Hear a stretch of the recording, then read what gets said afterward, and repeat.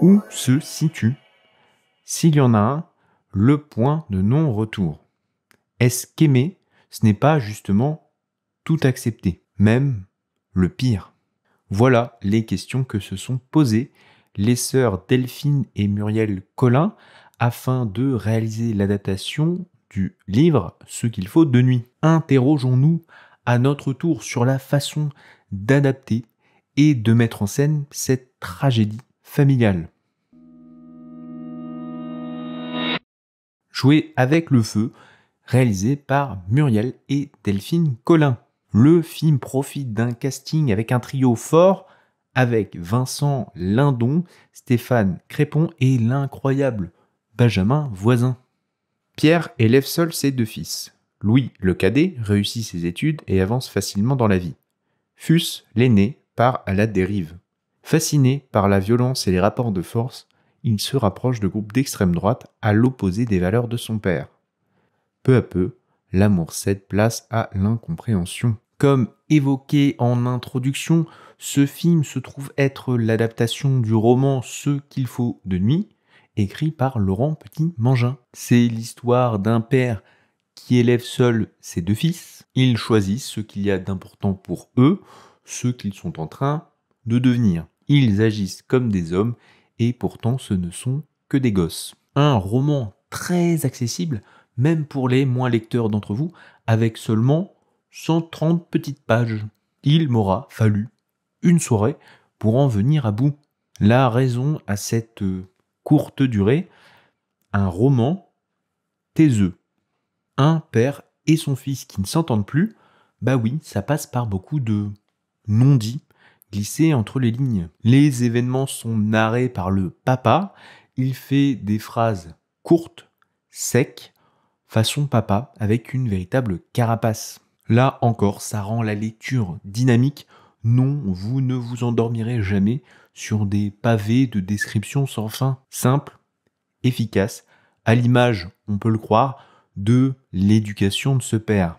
Mission du long métrage, retranscrire cette pudeur familiale. L'atout ici du cinéma, c'est de pouvoir justement dépasser les mots, mettre en scène ce drame à travers des choix de couleurs, de lumière, d'occupation de l'espace par les acteurs. Bref, la palette est large pour se passer des mots. Il y a beaucoup de non-dits dans cette famille. Pas de mots d'affection, pas de mots sur la mère. Il fallait que cela passe par l'image et les gestes. Delphine Coulin et Muriel Coulin profitent bel et bien de ce passage au grand écran pour apporter tout un univers visuel à l'œuvre d'origine. Mais, paradoxalement, je trouve que cette adaptation manque un petit peu de subtilité par rapport au roman d'origine. Jouer avec le feu s'ouvre avec une scène de danse, trance. L'imagerie renvoie à quelque chose de tribal. Le personnage de Fous se déhanche, danse comme s'il était possédé. Tribu, possession, oui, dès les premiers instants du film, le thème de l'embrigadement est mis face à nos yeux. Pour répondre à cette scène d'ouverture, nous découvrons juste après ça le père de Fous, plongé dans la nuit, fusée éclairante à la main afin de diriger les trains. Voilà le guide, celui qui, dans la noirceur, devra montrer le chemin, la lumière à son fils. Question noirceur, nous pouvons aller plus loin dans les choix de mise en scène avec tout ce travail audacieux sur le contre-jour. Les scènes ayant lieu dans la demeure familiale sont dans la pénombre. Nous voulions travailler sur le clair-obscur, comme l'est la question de l'énigme de l'humain. Dans la maison, nous avons construit des claustras et des points de lumière qui, par contraste, suggèrent des zones d'ombre, beaucoup de contre-jour. L'extérieur est comme une trouée de soleil. Pour Fus et Louis, le seul avenir possible est de quitter la maison. Autre choix intéressant, celui des reflets. Louis et Fus sont une sorte de what if d'un même enfant. Et si l'un dans la chambre de gauche, l'autre dans la chambre de droite.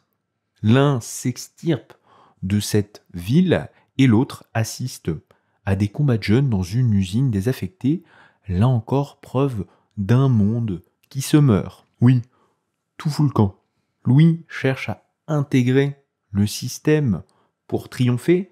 Fous s'estime déjà en jeu et sa seule option, c'est de le détruire ce système afin d'exister. Fuss dénigre le monde parisien, toutes ces écoles, tous ces technocrates. Ça donne place à un échange très intéressant entre les deux frères et celui qu'on peut qualifier comme le mentor de Louis. Dans le livre, ce personnage de mentor est un ancien ami de Fuss, séparés depuis des années et aujourd'hui opposés idéologiquement. Bon, ici, oui, c'est une adaptation, cette relation a été simplifiée. Quoi qu'il en soit, cet échange amène nos deux personnages plutôt à gauche à se questionner sur les violences menées par les ultras. Vous dites aimer la France, alors pourquoi bafouer ces valeurs de liberté, égalité, fraternité? La réponse de Fuss est tranchante. Liberté pour qui?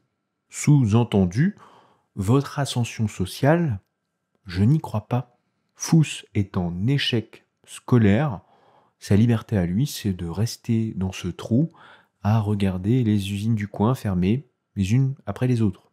Évidemment, on peut faire un parallèle ici à un autre livre, un autre film, Leurs enfants après eux. De façon plus légère et optimiste, on peut même mettre 20 dieux en opposition. Un orphelin loin du système et de ses grandes villes qui va devoir trouver sa place pour devenir un homme malgré son désintérêt pour l'école. Décidément, les jeunes des campagnes en ce moment, au cinéma, ils ont la cote. Tel un match de foot, jouer avec le feu nous propose deux camps. J'imagine que ce choix fera bondir certains spectateurs de leur siège. Fuss prend petit à petit des airs d'Anakin Skywalker en sombrant du côté obscur de la Force. Cette représentation peut poser question, d'autant plus que le roman nous présente un Fuss bien moins violent, bien qu'adhérent à des idées violentes. Dès la bande-annonce, j'étais étonné de voir le garçon prendre son père par le cou.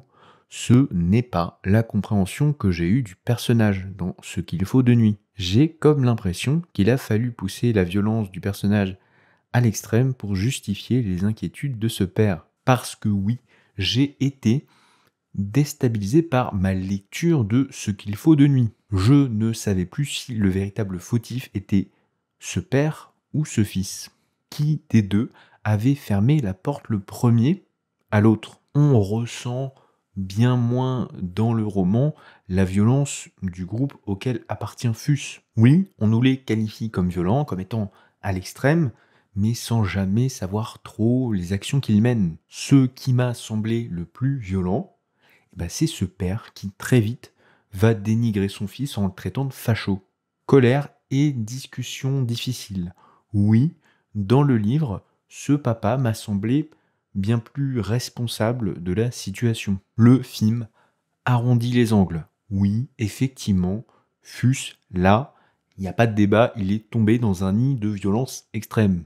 Dans cette logique, la scène qui a lieu dans l'usine désaffectée avec le combat en cage m'a semblé en faire un petit peu des caisses. D'une petite ville, on se retrouve avec une énorme organisation d'ultra. On appuie bien la bascule de Fuss sans laisser l'ombre d'une nuance sur ses réelles opinions. Le livre laisse donc un certain flou qui m'a questionné aussi bien sur l'extrémisme de Fuss que sur l'extrémisme du père. Évidemment, on est sur une adaptation, donc je vous propose un comparatif, mais tout ça n'est qu'une question de choix. Paradoxalement, le roman laisse les silences et les non-dits nous exprimer la violence d'un frère qui intègre un système face à un autre frère bloqué dans le fond de sa chambre, ou courant derrière une voiture et un père qui se refusera de l'emmener jusqu'à Paris. À l'image d'un système, voilà qu'à son tour, Pierre, père de Fuss, abandonne son fils à l'obscurité. Pierre oscille sans arrêt entre deux mouvements. Ce fils est toujours tel que je l'ai connu, ou non, il a changé et il s'éloigne. C'est comme une onde. Va-t-il y avoir une rupture? À quel moment le père va-t-il lâcher? Où mène cet abandon? Où mène cette rupture? Peut-on faire pire que perdre ses proches pour une question d'opinion? Oui. Fuss va aller dans l'extrême de la violence au point de tuer un homme. À partir de là, le livre nous offre un procès dans lequel ce père abandonne son fils, puis finalement se rétracte et va lui tendre la main à travers un appel de sa condamnation. Le film gagne du temps là encore. Pierre fait le choix de l'amour inconditionnel dès le début du procès. On a d'ailleurs un petit peu de mal à comprendre quel cheminement il a, pourquoi il en arrive là. Bon, quoi qu'il en soit, le résultat est le même. Un beau monologue qui revient sur les doutes de ce père et de ce qu'il a bien pu rater pour que ce fils en soit là. Il prend une part de responsabilité dans cette situation. D'un sens, et en partie, n'est-ce pas sa colère à lui d'avoir perdu sa femme qui a créé ce fils révolté? Oui, tous les héritages ne sont pas bons à prendre. Vous pensez sûrement que le film se termine tristement, sachez qu'il se termine de façon bien plus optimiste que le livre. Ce qu'il faut de nuit se conclut avec une lettre de la part de Fuss, une lettre de pardon, une lettre d'amour, la volonté de ne pas être un fardeau pour son père, pour son frère. Oui, vous le comprenez, ce qui est suggéré, c'est que Fuss va mettre fin à ses jours en prison. J'espère que cette analyse vous aura plu. N'hésitez pas à lâcher un petit like pour soutenir la chaîne. J'espère également que le film vous plaira.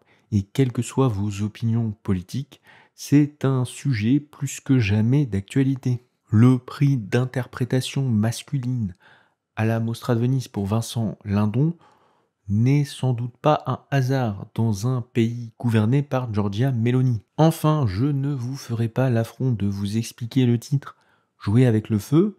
Je préfère terminer avec l'explication du titre Ce qu'il faut de nuit. Celui-ci nous vient d'un poème, Vivre encore de Jules Supervielle. Terminons sur sa lecture. Vivre encore. Ce qu'il faut de nuit au-dessus des arbres. Ce qu'il faut de fruits aux tables de marbre. Ce qu'il faut d'obscur pour que le sang batte. Ce qu'il faut de pur aux cœurs écarlates. Ce qu'il faut de jour sur la page blanche. Ce qu'il faut d'amour au fond du silence. Et l'âme, sans gloire, qui demande à boire le fil de nos jours, chaque jour plus mince, et le cœur plus sourd, les ans qui le pincent, nul n'entend que nous, la poulie qui grince, le seau est si lourd. Salut!